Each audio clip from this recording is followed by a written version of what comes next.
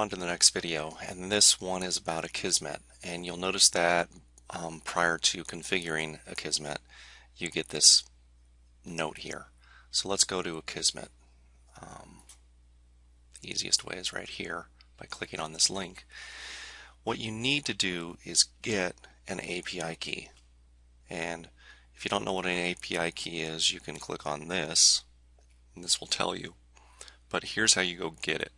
So click on that link, click on this button, and choose the free one. And you can make it 0 if you want. Alright, fill in your first name, last name, email, and confirm email. You can click or not click this and click continue, and you will be emailed an API key. Once you have that API key, you can then go back to this field, paste it in, update options. Okay? Since I already have an API key, I just paste mine in, click update options, and we're done.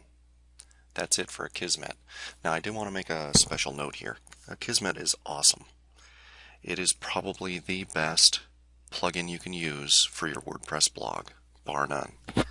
It really handles spam comments well.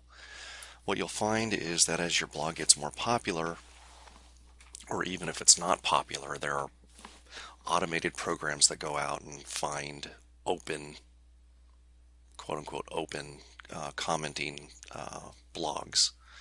And WordPress, is a blog type content management system. So what you'll find is when Akismet is turned off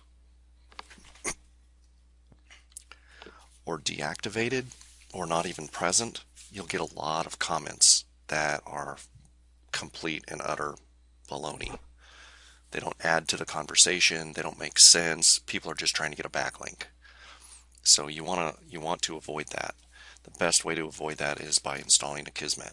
It will cut your spam comments by 95% as a rough estimate.